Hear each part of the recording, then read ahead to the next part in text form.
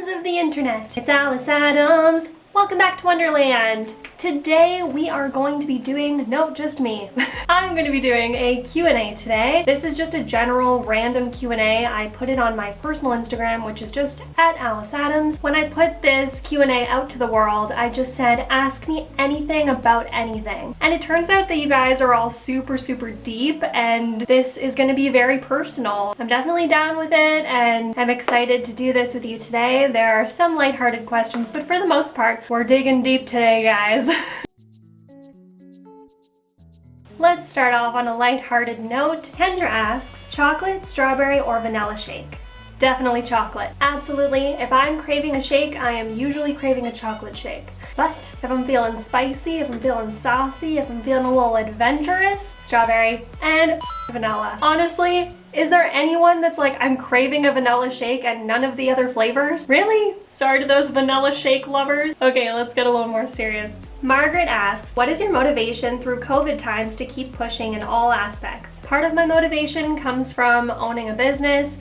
I feel like I'm never going to be able to get this type of time off again. My house does feel like a prison most days. Just trying to make the best of it, I guess. Also, just trying to stay focused on the belief that all of this will end, hopefully soon, but that it will end one day. I find just reminding myself that every single day seems to help with my mental well-being. Something that also helps me to stay motivated is making a list of what I want to do tomorrow, every single day. That way I feel like when I wake up, there's always some form of purpose. Also, I aim to meditate minimum 10 minutes per day and do some form of exercise, minimum 20 minutes a day, I would say. And I find, once again, bringing it back to mental health, exercise really helps with mental well-being. I suppose in a nutshell, just keeping busy helps to cope with the circumstances. Amanda asks, what is the most obscure music you listen to that may surprise people? This is a really good question. It's tricky because I am not you guys. I am not anyone other than myself, so I don't know what people would expect of me or what they would find surprising and obscure. So I just had to take a shot in the dark. I actually really like industrial rave music. So you know that viral video that was going around at Christmas time of like a bunch of goth people dancing to like All I Want for Christmas Is You? That actually comes from industrial rave music. It's very popular in the goth scene. I don't know if that's predictable or not, but I do know that it's considered to be obscure, and I do like that. Something else that could be a surprise, more of a surprise, is I love K-pop and J-pop. If you're ever having a bad day and you're sad and you want to feel good, just throw on some K-pop. Right now I'm really into Lightning! Is that surprising? Let me know in the comments section. Danny asks, best life advice? They'll always judge you, so do what makes you happy. Honestly, like, you could be the most perfect person in the world. You could please every single person or aim to please every single person, and you wouldn't. People would still find something to pick apart about you or something that they don't like about you, so just do what you want. Be who you are unapologetically. Kayla asks, if you had to pick a quality of your partner's that you wish you had, what would it be? Honestly, his lack of give a f. His give a f meter is so low, I don't even think it exists. Like, he just lives his life in this constant state of unbotheredness. It is so cool. I envy that quality about him so much. I try not to give a f, and I've gotten really good at giving fewer f***s. Oh, this is a two-parter. She also says, if you could give him one of yours, which would you choose? I would like to give him a certain degree of let's get things done. For me, when I get something in my head that I want to do, I will make a plan and execute the plan, usually. He's almost present to the point of it being procrastination at times, and he knows that about himself. Like, he's not gonna see this video and be like, oh my god, you think that? No, like, we've been married, like, it's fine. Still currently married, by the way. But I love him in all ways, no matter what, of course. Also, sorry if it sounds like a freaking plane taking off. My furnace just kicked on and I'm in my creepy basement right now. Erica asks, when did you start practicing witchcraft? And a little about your spiritual journey. Okay, this is very personal, but here we go, because I told you could ask me anything. And if you're gonna comment on this and you're not like-minded, I accept all opinions and beliefs, and I just hope that everybody else does, but I know that they don't. But I'm gonna tell you, Erica. My spiritual journey started at about 7 years old, possibly younger. I have an aunt that's very spiritual, and She draws a tarot card for herself every single day, especially if she's going through something, and I used to spend so much time at her house growing up, so many fond memories there. I would watch her play with tarot cards, and I found it so interesting, and I loved the artwork, and so I started, touching them and like being around them more, and then I asked her to show me a little bit about it, and her daughters knew what it was, even though they are younger than me. And so they were kind of showing me stuff too. So that was when I was first introduced, I guess. But I wasn't practicing witchcraft and like physically doing spiritual practices until about 10 years ago. The beautiful thing about what I call spirituality, I don't really identify with any specific religion, it's a general term. There's no pressure involved. There's not a whole lot of consequences unless you have negative intent. Learning about the power that we all have inside of us that maybe some have tried to take away from you. The big aha moment for me to really start practicing was when I was at my lowest point in my life. I spent a week in the dark in my bedroom. The only time that I got up was to use the bathroom, and otherwise I was just in my bed. Yeah, it was very, very dark. I felt like there wasn't any light left inside me, like it had just been overcome with shadows and demons, figuratively speaking. I was also drowning in self-loathing, and some of you may be able to relate to that. And then I had this epiphany one morning when I woke up. I think that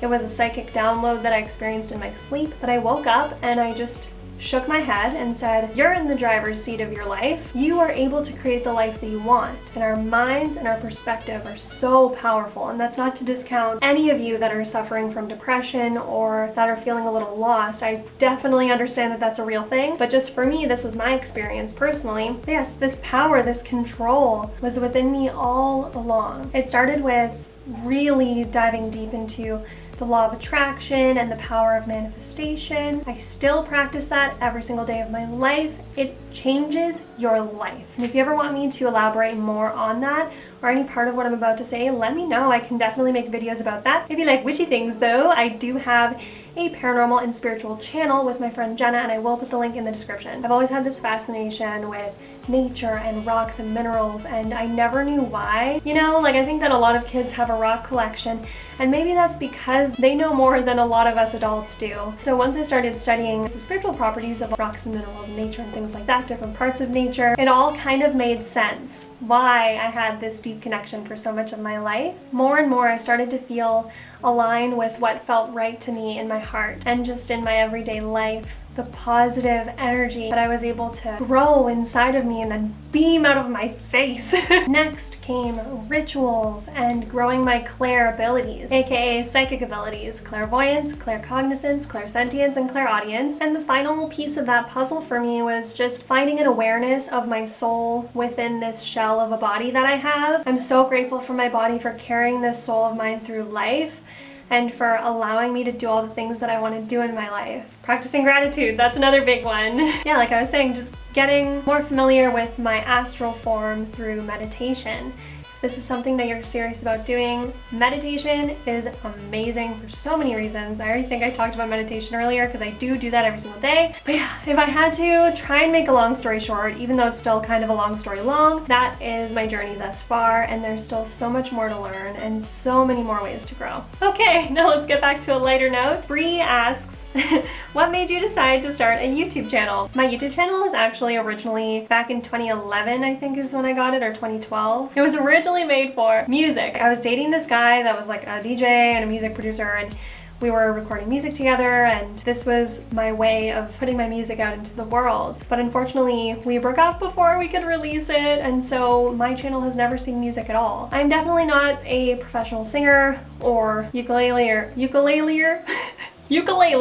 clearly, or guitarist, honestly. Like, I enjoy music. It's another form of art. I've always loved art in all of its forms. Maybe one day I'll do that, but sometimes I do little sing-songies on my Instagram, which again is @Alice Addams. And yeah, and then it just snowballed into a lifestyle channel, and now more so a body modification channel. Jordan asks, creature of habit or a change craver? Creature of habit, mostly creature of habit with food. Like, when you go out to a restaurant, I will 9 times out of 10 get the exact same things at all the restaurants that I'm comfortable going to. I also am a creature of habit with relationships. I am a loyal gal. If you want to be in love with me, and we can be in love together. Like, I will never give up on you, pretty much, which has been damaging in the past, but we won't get into that. Anyhow, yeah, creature of habit usually, except for my appearance. I crave change with my appearance constantly. If you've been following my YouTube channel for a while, you probably have noticed that I change my hair a lot. I haven't lately because I'm growing it and it's actually growing, which is exciting. But piercings, makeup, tattoos, all that stuff, change, ears. Steve asks, what inspires you to keep up a healthy lifestyle? As I mentioned earlier, I'm always thinking about how I can nurture my mind, body, and soul, and fitness does that for me. I'm also constantly considering what my life will look like when I'm old, and I want to be the type of elderly person that's running around with my grandchildren and running every morning and traveling the world. I want to be able to enjoy my retirement, and I feel like maintaining a certain level of fitness in my life now will set me up to live the life that I want then. Vanessa asks, are healing crystals in any way related to our zodiac signs? If so, why? Hello! Sorry I can't see you through the ring light. Before I answer this question, I want to say two things. Thing one, thank you for thinking of me when you wanted to know the answer to this. It's a beautiful compliment that you would come to me about that. Thing two, I'm not a spiritual professional, and for the most part, I am self-taught, so please take anything that I say about this with a grain of salt.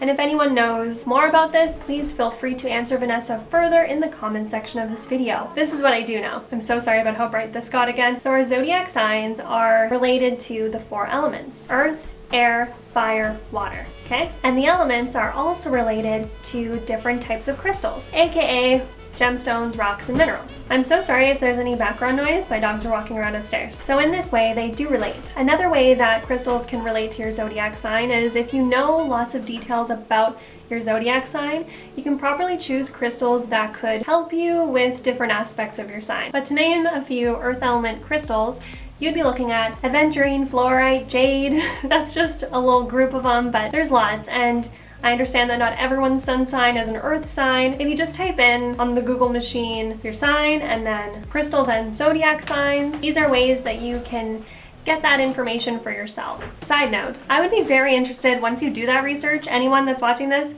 if you found yourself naturally drawn to certain crystals that you later discovered associate with your zodiac sign. Let me know. And that concludes this cool, pretty deep Q&A. I hope that you learned a little more about me, and I hope to learn more about you in the comment section of this video. Please like this if you want me to do more Q&As in the future. I realized that this was kind of off-brand for me, but I had a lot of fun, and I feel like getting to know each other on a deeper level is important here on the internet. And you know what's coming. Subscribe to my channel for more videos like this, and for more videos that are not like this, but that are still cool. Turn on your bell for more notifications from me, please. And I hope that you have a super amazing rest of your day. Bye!